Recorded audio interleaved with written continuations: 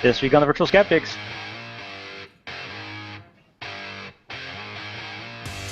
Bob investigates the dumber side of Sears.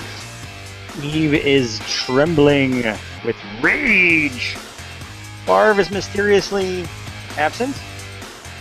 And Tim? I'm your host, Brian Gregory. And I am still just amazed that this thing works. Ooh, look at the spooky lighting I got going on here. Yeah. Wow. I was stunned that it actually worked so easily. I know. It's like, wow. We have no confirmation that anybody's watching or can see us, to be fair. Mm. And nothing else we've done today has worked out, right? I know. Yeah, so folks may have noticed that if you try to go to virtualskeptics.com, it no longer exists. I renewed it. About the domain. Bob is really... I'm really annoyed because I thought I had this taken care of. And I have a receipt. And to compound things, it looks like the entire WordPress crew is off at some frickin' Chautauqua in the woods and can't be met. It can't be contacted for a couple weeks. So that's really... First up, my first question I have about this whole mess. What is a Chautauqua? That's a good question. It's isn't it like a writers meetup? My understanding is they just put up a sign. WordPress just put up a sign that said "Gone Fishing." Basically, they're just not around. But there have writer Chautauquas. So they're like workshops. Oh. JD on the chat, which apparently the YouTube chat works pretty well. Okay. First off, for the 6 people that are watching, obviously we're on YouTube Live because the Google Plus Hangouts thing is now gone. It's actually Google Plus Hangouts on air packaged over on YouTube by some Google magic thing. I don't know. It's just not on Google Plus anymore. It seems to be working. It even calls it a Hangout toolbox. I mean, yeah. Well, it's everything. This interface that we're looking at is the same interface we've been using all along, but the interface to create it and where it's published, it's all on YouTube now. But it seems to be working, so we can't blame AltaVista. Yeah. That's right. I don't know why JD commented that yours and mine, Bob, screens are smaller than Eve's. And one, I don't know what he means. That's weird. Down at the bottom, it actually looks that way to me also, too. If I switch cameras, I am like full screen shaped, and you are letterbox. Ooh. I have no idea. Yeah, that's true. It's the hell, Eve? Yeah, it's the magic of YouTube Live, I guess, and I blame AltaVista. Good. Yeah. So, welcome to the Virtual Skeptics, blah, blah, blah, blah, blah, the Virtual Skeptics thing that we do every week, and I'm just not going to be getting used to this creepy thing going on here. Let me introduce these guys, because we got kind of a light crew this week, but we've got Bob Laskowitz. He's CSI's conspiracy guy, web columnist, blogger for Skeptical Annies, and Skepticality contributor. And also we have E. Siebert, editor and blogger at Skeptical Humanities and contributor to Skepticality and Insight at skeptic.com. Unfortunately, Barbara Drescher, who was supposed to be on tonight, is kind of feeling sickly for... Pneumonia? Yeah. Overheated, perhaps? Pneumonia. She claims. She looks tired. But and Tim gave some lame excuse about giving blood or something like that. But unfortunately, it's just us, and we'll try our best to entertain you. Or something. Yeah, I don't know why the screens are different. I blame Tim. We don't have a trivia question this week, but we can come up with something. We do have a trivia question. Oh, Which yes? cancer quack which cancer quack wrote the optimistically titled book "You Don't Have to Die"? Mallard? And when did this person die? Huh? Yes, of cancer. It turns out. No. Can someone tweet that? And as It's a reminder, done been twat. it done been twatted. Twatted, twerted. I don't know the past tense of tweet. Past participle. Past. Twat. Have twat. You have twat. Mhm. Twat. Betwatten. Could we get off the twats? So, if you're watching and you want to, help us in our time of Salvage of this show. need to have a somewhat entertaining thing that we're trying to do, you tweet with the hashtag Virtual Skeptics, and there's no Q&A app anymore. Bye Google Plus. You can actually use the YouTube chat that's on the YouTube page that's streaming, because that's like the best way to get our attention. Like JD and Pierre Cloutier has already commented on our small size. First up this week, which is Appointment in a girl. Wait, you forgot the screen behind you. Did you forget the screen behind you? Oh, yeah. I've got a screen behind me. Since we don't have a trivia question, well, I have that kind of trivia question thing. The other thing I like to do is put a screen behind me, and if you can guess what that is, I would be impressed by you and be happy and mention you on the screen. And yes, that is stuff and things. First up this week, moving right along, Eve is mad, apparently. Yes, it's true. So Hillary Clinton, in case you didn't hear, it was barely covered in the news or on social media, but she has vast conflicts of interests all over the world, including with dictators and criminals. Sure. No. What you say is no, that's Trump, and then I throw out a whole about like a dozen other things that Trump did this week, and none of them rise to the level of what you're talking about, which is someone had a cold. Sorry, I'm angry. Okay, I'll just sit and wait until you're done with my segment. Okay. All right. Okay. So Hillary Clinton was diagnosed with pneumonia, or some people say pneumonia, on Friday. On Friday. Despite that, she went to a memorial for the 15th anniversary of 9/11 on Sunday. On September 11th, 2001, she was in Washington, D.C., representing the state of New York in the Senate. So it was important for her to attend the memorial. However, because she had pneumonia, she became overheated and dehydrated and had to leave. Now, before anyone knew that she had pneumonia, video of her almost fainting as she was getting into her vehicle caused a furor. Sure. Many saw it as proof of a popular conspiracy theory, namely that Hillary Clinton has a neurological disorder, probably Parkinson's disease, and is therefore unfit for office.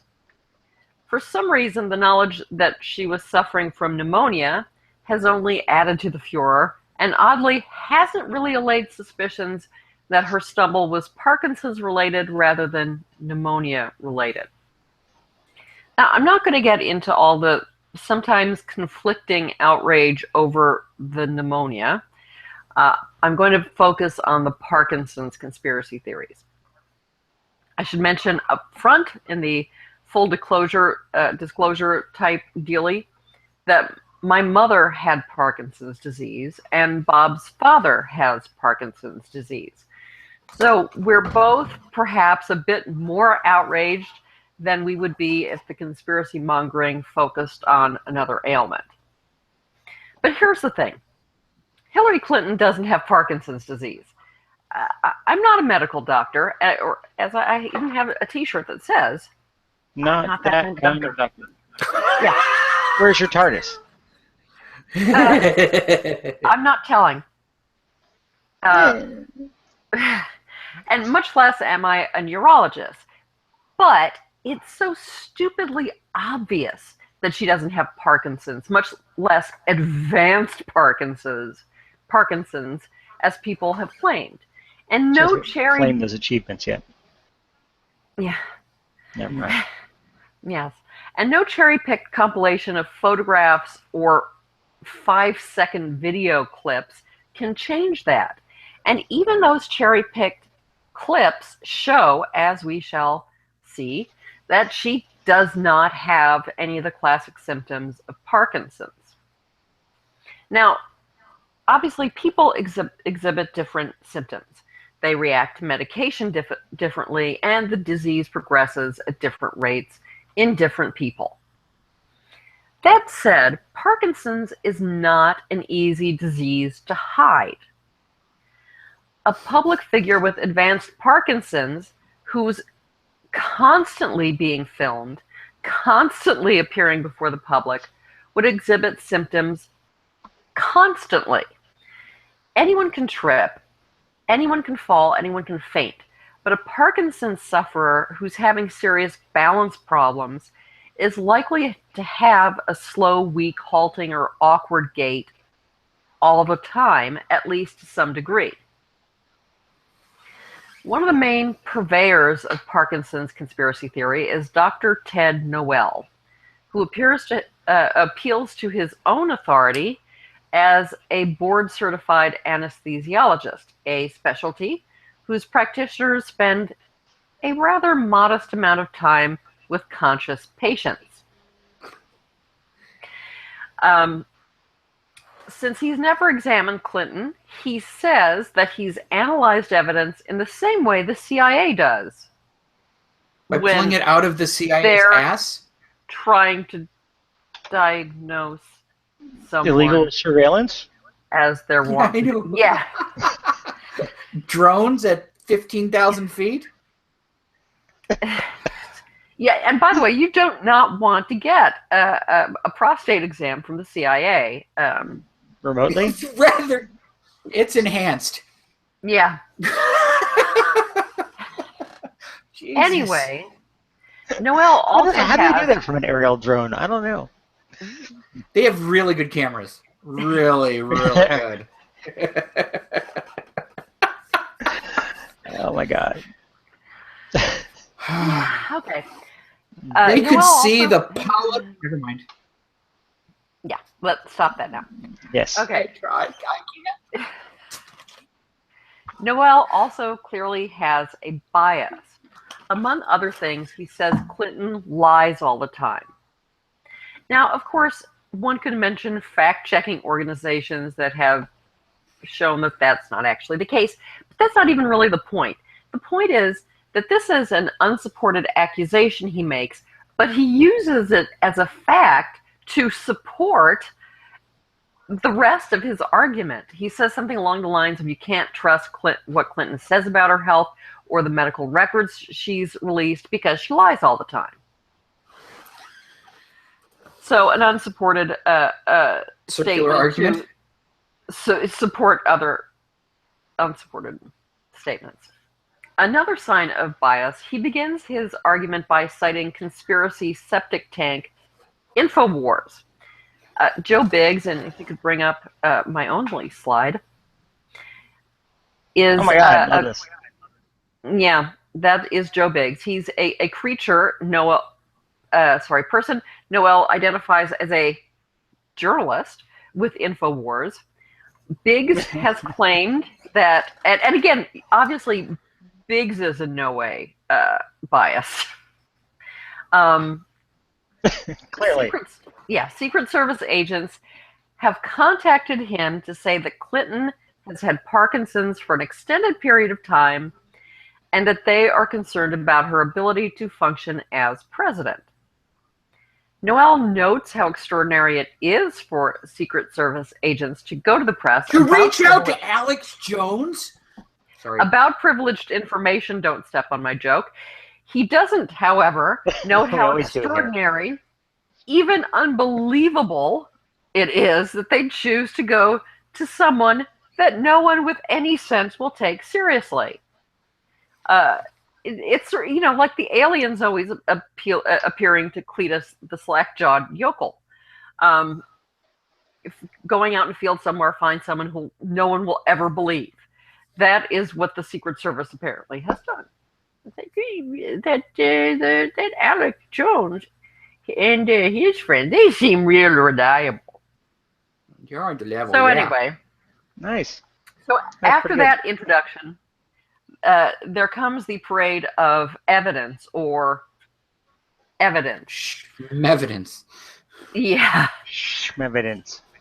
The physical symptoms. One is that when listening to people, Clinton repetitively nods her head. Like that. This is allegedly a head nodding tremor. But the thing is, no, it isn't. She's been doing, for one thing, she's been doing it for since at least the early 90s. People have shown video footage of her doing it back in 92, 93. And though it may be an unconscious tic, it's not involuntary the way a tremor is. She does it To in indicate specific circumstances, yeah. and it's purposeful, as perhaps you were about to say, that she's indicating that she's paying attention. It's also a smooth motion, and it even varies for emphasis. So it's,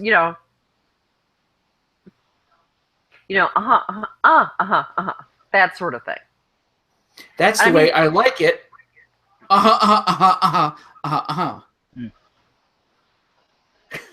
Shh.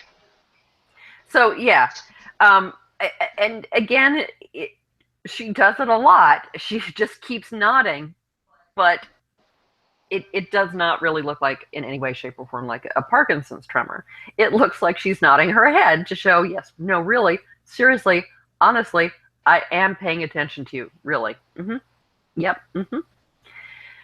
But then there are also the more extreme. It could be ingenuine, but it's definitely not Parkinson's. Yeah. Yeah. There are also, of course, the more extreme head movements that I imagine most of us have seen. One was during the balloon drop at the Democratic Convention. Great. Love that one. Yeah. And the other one is when she just gotten some chai tea and she was reacting to reporters' some tumultuous questions and sort of goes, and then starts laughing and sort of did it again. This, according to Noel, is supposed to be dyskinesia caused by L-DOPA treatment. Now, it should be noted that a reporter who was present at the chai tea event didn't think there was anything weird going on. And these head movements do look a bit strange, particularly when the same seconds-long clip is played over and over and over without sound, without any context, and then slowed down and shown over and over and over again. However, whether she was genuinely startled in one or the other situation, or was using an exaggerated motion for effect, it's nothing like actual dyskinesia suffered by actual Parkinson's patients. In the one clip, as I said, she's laughing and she is holding on to her cup of tea, and that stays absolutely rock steady. There's no other movement of her arms or anything like that. And again, if she were suffering from dyskinesia, there wouldn't be just those two short clips. It would be happening all the time. And, it's not. Same thing with the... Uh-huh. When she gave the talk at the DNC, she would have had a noticeable tremor and would have shuffled her way out there. All sorts of things. And even posture... right. Mm-hmm. And the same thing... The bent up shape, all that stuff. Right. Same thing with the hand tremors that she does not have. Noel shows a brief clip, again without sound, of Clinton giving a speech. He claims that she's using two techniques to hide tremors. One is simply gesturing, because people giving speeches, never gesture unless they're trying to hide tremors. Obviously. The other is pressing her hand to her chest. But he says it doesn't work because after she has her hand on her chest, she begins gesturing again, and her hand assumes a frankly painful-looking position, he says, which is basically this. Mind you, she was actually had her hand in the same position before the hand to the chest thing, and he doesn't seem to find that odd. And by the way, it's not painful, and it doesn't really look that. I mean, it looks kind of odd when I do it like that, but Toy. exactly. I know Bob would know what that is. That's with my friend who had sort of a hand puppet thing, but chicken. That's snake chicken, style, no, isn't it? chicken. Yeah, that's right. Scorpion The style. point is actually right. that Tiger. Oh, sorry. is that the That's index the one that finger pressure points. is under the middle finger, and so it's sort of. Sorry. Now he also says that Parkinson's patients and carers immediately recognize this position. Mind you, he doesn't name any of these Parkinson's sufferers or carers who immediately recognize this position. And as I said, it's not painful. It doesn't really look particularly weird. In general, none of the gestures in the clip look odd or exaggerated. She's not twitching. That wouldn't be Parkinson's either, to be fair. Either, but she's not gesticulating wildly or anything. And you know what else the clip doesn't show? Would anyone like to guess what it doesn't show? Lots of things. Well, yes, but you know the thing that her hand gesture are supposed to be covering up? Oh, the tremors? Hand tremors. Yeah. The one thing the clip absolutely does not show is any sort of hand tremor. And again, if you have a hand tremor from Parkinson's, you can't really hide it easily. It may wax and wane in varying severity, but it's going to be a constant companion if you have that as a symptom. Possibly if you change medications or something. But now Bill Clinton actually does have a hand tremor, and went to and he talked about this as early as 2013. It really depends on the definition of the word has. Yeah. But when he started noticing it, he went to his doctor because he thought it might be Parkinson's and went to get it checked out, and he does not have Parkinson's. He didn't say exactly what it is, except that it's an age-related tremor, which sounds like it could be essential tremor. But yeah, I noticed it while he was giving his talk too. It's not exactly. It's not exactly. He doesn't have Parkinson's. Although, by the way, if you look on the internet, Bill Clinton hand tremor, you'll see Parkinson's rumors all over the place. But the tremor is frequently noticeable, whereas Hillary's tremor is not noticeable at all for the fairly simple reason that she doesn't have one. Noel also shows side-by-side pictures of Michael J. Fox as a very young man and then as a much older man.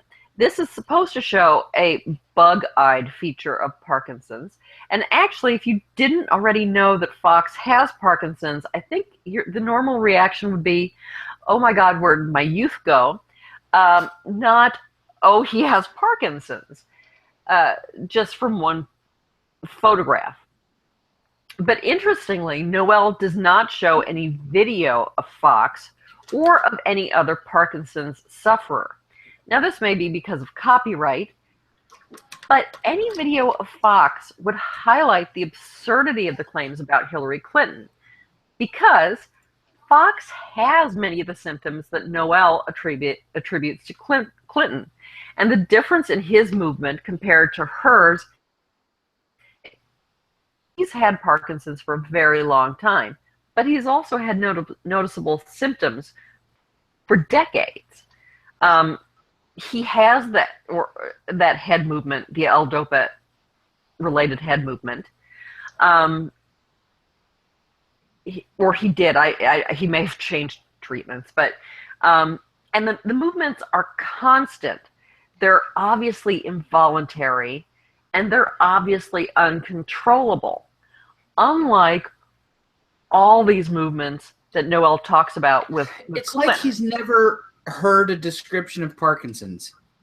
Or doesn't care if it's... There's that. Yeah. So where is this guy showing up? Where's this Noel guy showing up? Well, actually, I watched his video from a link in Respectful Insolence, but he's being cited a lot, and again, an appeal to his authority as a doctor of many years standing. Again, doctor necessarily. Now, as I said, I find this conspiracy theory particularly infuriating. Yeah, step on her joke now, man. No, it's go not ahead. a joke. Okay. This is a rant. All I want to do is say something so that there's some airtime of the video behind me, because this is a dramatic part and it needs to be on there so someone can guess what this is. But my comment was, have you seen the story about Hillary using a body double? I saw a headline, but didn't really look into it. Yeah, I saw that. I saw Alex Jones announce Hillary's death yesterday. Yeah, that was the dumbest. Did he hear as a reverse on a Beatles record or something? Yeah, I don't know. It was somebody had said her health, meant to say her health on a newscast, and said her death, and he go, "Well, are they reversing? Oh. Is it a slip up?" Fuck you! It's not a slip up. You snort. It's like, yeah, didn't the BBC accidentally reveal too early that she had collapsed from controlled demolition? Yeah, sorry, I may be getting confused. Jet fuel can't melt her spirit. That's Hillary's building 7 or something. Yeah. But to get back to the more serious part of my rant, the suppressed glee of the people who are using Parkinson's as a political weapon sickens me. It also bothers me that it seems to stigmatize Parkinson's sufferers. Now, granted, someone with advanced Parkinson's might find the job of president of the United States a bit taxing. Yeah. But although, on the other hand, the man god Saint Reagan had frickin' Alzheimer's while he was in office. Well, other people did, but okay, whatever. But these conspiracy theories give the impression that Parkinson's is a nasty little secret that must be kept hidden. And it isn't a nasty little secret, and by the way, you can't keep it hidden. And if you don't believe me because I'm not that kind of doctor, there are links in the show notes, or would be if our website to post by Orac, who is a doctor, and Stephen Novella, who's exactly the right kind of doctor, specifically a neurologist. And he, again, says it's sort of trivially obvious that no, she really, really does not have Parkinson's. On his show the other day, Steve said that that Parkinson's is one of these rare things that you could probably get a sense of just by looking at them on TV. Like it's that obvious what it is. The signs are that classic. Right. And he's just like, this is clearly, I think it was in Martin Shkreli, the horrible little man weasel tick thing, who it just is begging to never stop being punched. Saying that she had L-DOPA. You can trust him because he's a pharmaceutical exec. Yeah. Well, the thing, both Gorski and Novella and others had previously talked about how inappropriate it is to try to, when people diagnose the candidates, and that includes trying to diagnose a mental illness in Trump or physical illnesses in Or mental Clinton, wellness in Trump, to be fair. yeah. But you're right that with Parkinson's, it might be possible to do so, except if you have the sort of specialized knowledge, because there are all sorts of other things, like Bill Clinton's tremor, that people can look at, people who aren't neurologists, for instance, and say, Parkinson's. They Like be from other causes.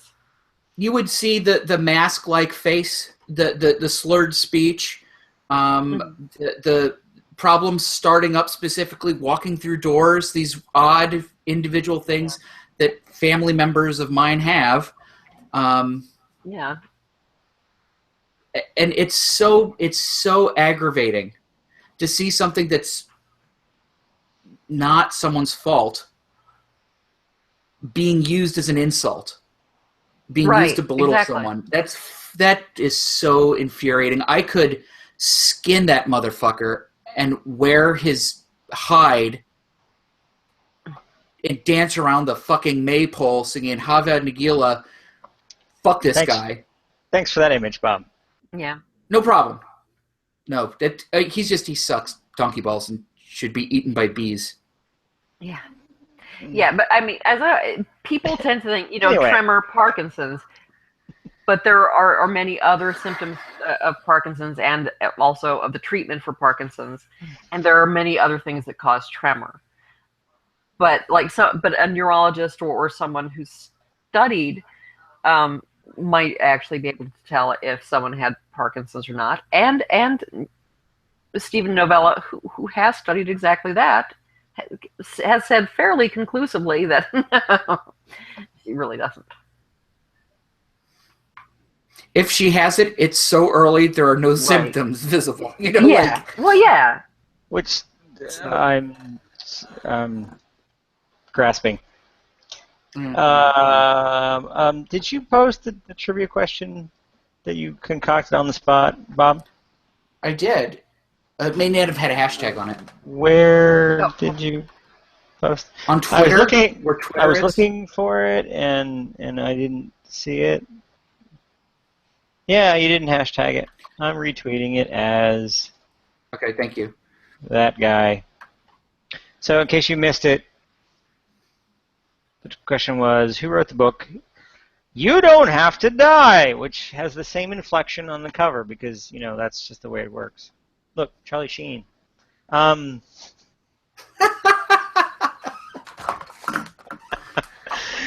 Thanks, Steve, for that interesting story and allowing us to all kind of groan at the madness that is things like this. This particular election cycle is bonkers. It is. Yeah. It is nuts. It is absolutely crazy. Bob, what you're investigating Sears? I don't know what this is about. Yeah. So my story has to do with a doctor by the name of Bob Sears. It's just another day. It's another day, another quack in front of a medical board. I thought you were gonna shit on my childhood memory of looking through the Sears catalog for those Christmas specials. No, I'm not going to do that. But I could go into your childhood if you want me to. Do you know how you were conceived? Never mind. Shut up. All right. So this time it's Bob Sears, the darling of the pro-polio crowd. Pro-polio crowd. That's harder to say. He's pro-polio. Yeah, he's a California pediatrician. With a difference. He's allegedly really bad at his job, according to the medical board. Sorry. Yeah, he's one of these people who is he's pro-vaccine, but really he's anti-vaccine, and he's someone who has. But I'm not anti-vaccine, but I'm pro-choice. I'm vaccine choice. That's what he is. He's for the alternate schedule. Can kill you. So anyway, documents filed on September 20th by the California Medical Board allege gross negligence in the treatment of a patient, a pediatric patient known by the initials JG. Over the course of a year, there were 6 visits between April of 2014 and May 2015, where this kid showed up, presumably with the mother, at the doctor's office. I thought you were going to say presumably with mumps. No, but that'll be coming. That's down the line. At the first visit, the mother described what she said were 2 adverse reactions to 2 previous vaccines. The description, the full description, comes out 10 days later when he issues a letter to her. In this letter, exempting the kid from vaccines ever again, it was issued 10 days later, and it said, quote, that the patient's kidneys and intestines shut down after 1 shot, and that at 3 months the kid had... How do kidneys... Hold on. I mean, how do intestines shut down? Renal failure and ileus is what it's called. Those are 2 different things. They're both really life-threatening. And so she said that he just wasn't pooping and weeing. And that at his 3-month shot, there are apparently no 3-month shots unless you miss the 2nd-month shot. Anyway, at the 3-month shot, the kid had a acute encephalitis going limp like a rag doll, as his mom explained it. This letter did not go into the file, so there was no copy. She got a letter of this exemption, and it didn't go into his medical file. It kind of looks like someone's keeping it out of the medical file. The other thing is that if he is saying that there's renal failure, for instance, and he doesn't look into why the kid suddenly needs a fucking kidney transplant, he may be either not documenting correctly, maybe making things up, but at any rate, it would be grossly negligent either way. Should there be hospital records if this child had such severe reactions in 3 major organs you need to be alive? Yeah. Brain, meh. But the other ones, yeah, definitely. Otherwise, really uncomfortable. So the letter wasn't kept in the kid's records. There's no prior evidence that these vaccines caused these reactions, kidney failure or ileus. And it would just be insane for him to not follow up on what caused this for any of these and not mention it. So it's fishy. Either way, if he had it, then he was grossly negligent. If he didn't have it, then he's just making shit up for this kid, and that's wrong too. So there's no good out here for him, as far as I can see. Lastly, the standard of care is never a default to no vaccines ever again. It turns out that some kids who have an allergic reaction to something in a vaccine can get a version of it that doesn't have that substance in it, something without egg, or a kid with a compromised immune system will be able to get some vaccines and not others. A blanket statement based on these 2 shots the kid got is without precedent, really. There was another visit in June of 2014, and it says in and you have to read it a couple times before you realize, like, holy crap, it says this, that the kid was visiting a couple of weeks after his father, he had a headache, his father had hit him with a hammer. Is this the same child? Same child. There's no evidence that this kid got a neurological exam or that there was any follow-up for investigation or treatment. How old was the child at the time, if this was 2014 and this he's must, 2 now? I don't think he's 2 years old. 2 years old now. He was 2 years old then. So he'd be 4 or 5 now, maybe. Okay. And honestly, I don't know how. It has to be because it's for kindergarten or nursery school, right? Probably. Because it has to do with the stricter No. regulations. This was before the new regulation came in. This was in 2014. The 2016 law. That's what I meant. The thing about the vaccines. It's not retroactive, though, right? So they can't prosecute him for something that happened in 2014 when the law was passed in 2016. But I know, but I thought that his vaccine note was more recent than that. No, it was 10 days after the visit. In 2014? Yep. Yeah. I don't know how this got reported. There was a follow-up. There was a note that it was like it looks like there was a note that said that they had talked to Child Protective Services because Hammer, right? But that they didn't follow up on it because there was no evidence. So something is messed up at home somehow. Was this around the time the child had encephalitis? I don't know. And no, probably not. But good call there. That's interesting. What you have is I wonder if it wasn't the social worker who tipped off the medical board to how bad the records were, perhaps, because usually a parent's, the kid's files don't circulate widely. Or maybe he actually went to a real doctor inadvertently and they sent files over or something. I don't exactly know what could trigger this. It's weird. But the people who are bringing up the charges are the medical board. And it turns out, I've got a couple of emails yesterday that Stanislav Brzezinski's former lawyer, Rick Jaffe, is now defending Bob Sears. Why? Because there is no quack too quacky for Rick Jaffe. That almost rhymes. Almost. I know. It felt good. So we will see where this goes. They may be, gunning for his license. But if just one file has all of these problems, there's a systemic problem at that office, quite possibly, I would be very curious to see the other files, which would be totally illegal for me.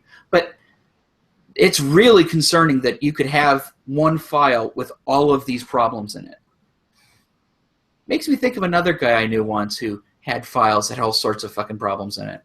Binders of women? Huh? Not binders of women. No. So, I don't know. A basket of deplorables. Deplorables. It's funny. It all goes back to filing systems of things. Yeah. That are... And deplorable people. Deplorable. Unreal. Unreal. Checking the inner tubes for anything funny. No. No funny. Try harder, people. Try harder, people.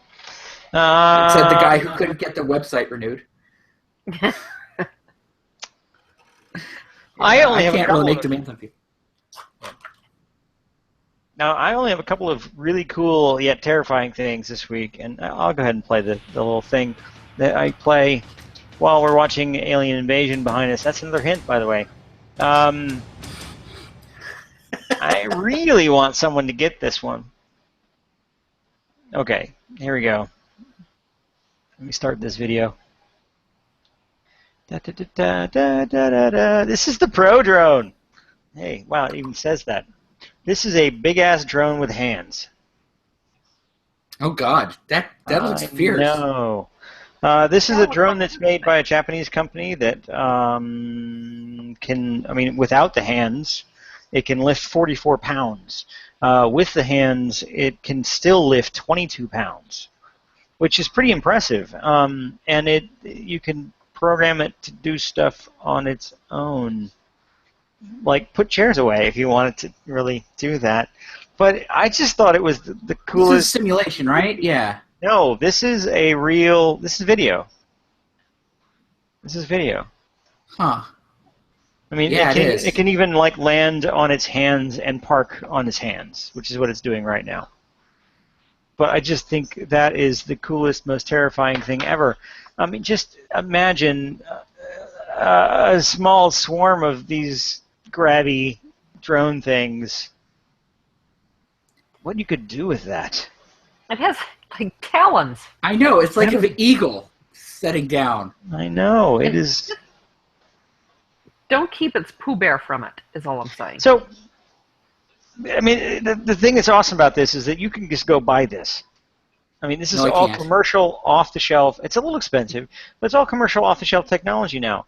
I mean, of course, they show it, taking a floaty out to a human that's drowning, whatever. I don't think this is going to be used for rescuing humans. I'm just saying. Yeah. But it is. It's got the clamps. Very impressive. The second one is an even more terrifying drone. This is a maker project. This guy. Oh, sorry. Let me switch back. There's the video. This is a one-of drone that an aerospace engineer, ex-military, is trying to build in his garage. It is hard to tell exactly how big this thing is, but it is running off of a lawnmower engine. And this is a couple of his initial flight tests. So he made his own composite rotors, which are a good 5 or 6 feet across. And he's got the rotors are 5 feet across. No, the rotors, the fans. Oh, okay. And he's got the belt drive driven to a lawnmower engine. So if you got, I mean, there's a reason why he's got this, wooden scaffolding around this thing. If you got close to this thing with it running, it would decapitate you in a second. Why the hell would you do this? I noticed because he's selling crossbones, so it's badass. Yeah, it's badass. It's fun. It's awesome. Of course, he is intended on making cowlings around the fans so that people don't die when they approach the thing. But at this point, I'm not sure that's enough. Preliminary flight tests. But I just think that's pretty damn awesome. You could fly on this thing. You could lift like a Mini. What's the lift capacity? I'm sure he doesn't know yet. I'm sure that at this point he's trying to just make it stable. I mean, these are tethered tests that he's doing.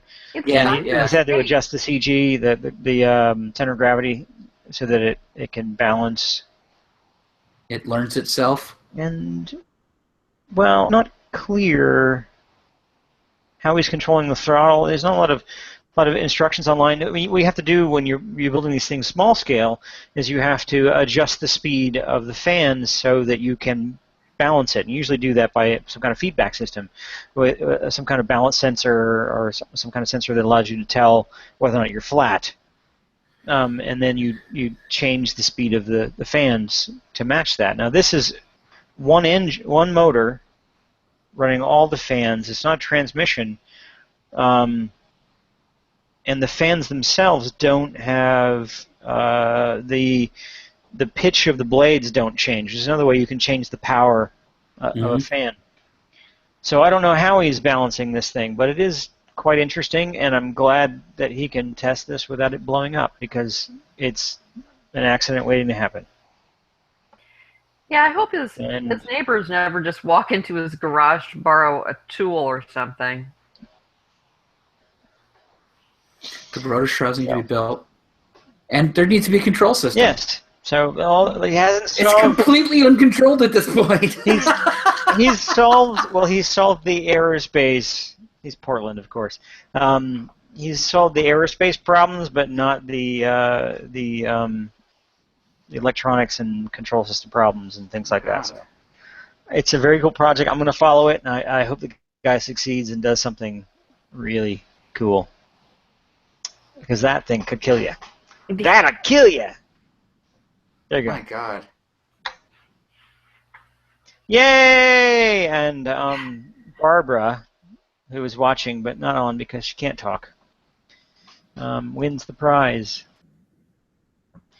So we did all our stories.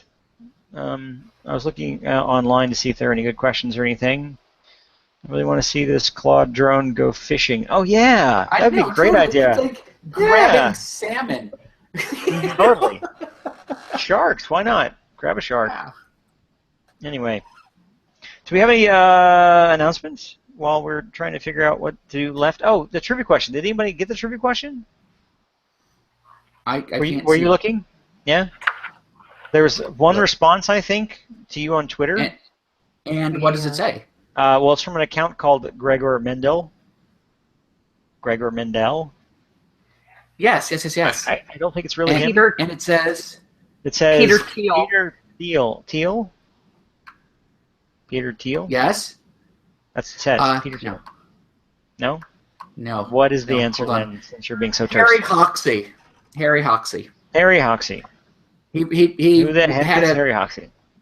He's a guy who had a cancer salve that it was basically just a caustic paste. So if you went to his one of his clinics with I don't know, a mole that you thought might be cancerous, he'd burn it off, or a freckle or a splotch, and that's where he got his survivors. Anyone who actually had cancer died. But yeah, he was probably one of the most bold cancer quacks of the 20th century. So that was his memoir. You Don't Have to Die. Huh. How long ago was that? That was probably the 50s or 60s when that book came out. Oh. And how long ago did he die of cancer? 60s or 70s. So sometime around when he wrote the book. No, it was after that. I mean, it was after that by a while, but yeah, he did eventually succumb to what he could cure. Okay, then. Do we have any announcements? I guess I didn't see any in the notes. Nope. I don't have any. Nobody has any podcast things they've done, or there's not really any cons coming up. Was a Skepticality coming out, but it got delayed. Yeah. Okay. So stay in touch for that. Nobody gets credit for the trivia. Barbara Drescher, the awesome person that can never. I mean, I can never pull. I probably every single one I pulled out, at least since the screen has been clear. She's been nailing them as far as the videos behind me. She waited, respectfully for the the normal audience to get a chance to answer. And the commoners. Yeah. Yep. So she answered first. It's The Arrival, which is from 1996. Charlie Sheen, who is a radio astronomer, stumbles upon a signal from aliens, and madness Is it an ensues. alien scorpion? I don't know what's going on right there now. It's some kind of And it's that woman who was in Buffy. The evil professor. I think. Maybe I don't Who was know. building I wouldn't argue with her on this. It has been pointed out to me that in this movie he looks a whole lot like Gordon Freeman. So if you know anything about the Half-Life video game series, he looks exactly like Gordon Freeman. He does. He looks a little bit like him, except doesn't have the cool outfit. That's true. He doesn't have and he speaks too much. Because Gordon Freeman apparently doesn't speak. Taciturn.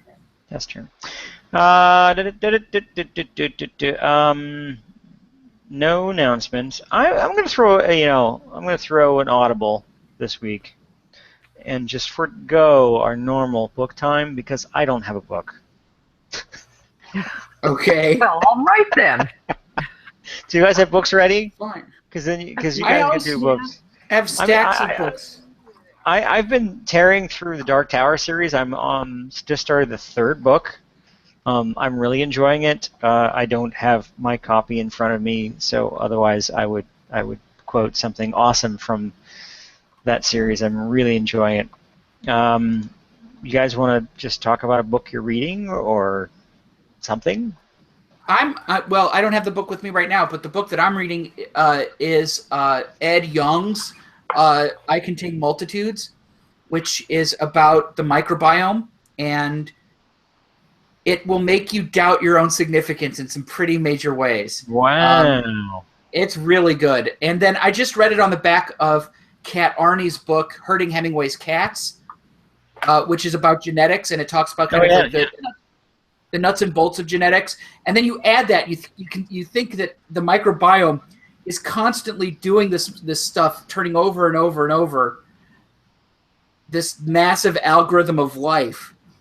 And you just realize that, the fathomless complexity of things. It's really quite a trip right now to be in my head. Wow. I do not want to be in your head, Bob. No one wants that. No one wants God. that. I think that's pretty constant. How about you, Eve? I've actually just been rereading some Terry Pratchett, and it was actually partly because last week when we actually didn't have a show, Bye, Barb. I was going to talk about the evil clown story in South Carolina, and my theory about why people either fear or don't like clowns is just that basically they're pure anti-humor. And I think the best depiction of clowns is in Terry Pratchett's books with the Guild of Fools, Clowns, and Joculators. That it's grim, humorless, and unpleasant. Yes. And yes. again, it's the opposite of humor. And there used to be mimes in the guild, but then the patrician outlawed mimes, and they used to find themselves hanging upside down in the dungeon next to a placard that says, "Learn the words." Yeah. Yes. I miss Terry. Anyway, is that the show? Yeah, that's our half-ass show for tonight, people. Yes, that's the half-ass show. Thank you for tuning in. Thank you for interacting. Yeah, thank you for interacting. No, I think it was, this was kind of interesting and fun. The trivia winner. There was no trivia winner, Ben. Yeah, I know you're curious about that. Unfortunately, there were some guesses, but nobody got it. I don't see anyone. Did Ben? Did you respond? I did not see it. If you did respond to your trivia question, I did not see it. I'm sorry. Nope, I don't see it. Anyway. I might see it because I didn't have the tag on. Hold on. I feel like I need to give him credit if he got it. I think just keep him happy. Keep him happy. Well, he is what we call a viewer. Harry and Hoxley, he got it 51 minutes ago. Sweet. Well, good job. And it was all Bob's fault that he appeared late. Yeah, I didn't have the hashtag, so you didn't see it, but I could see it if I'd been following my 2 at 22 minutes, but it's nowhere near as quick as Ben. Use the hashtag, or we might miss it. Anyway, thanks for watching. As we type in the code and try to hack into the alien computer behind me, I'm going to play the music and we'll dance.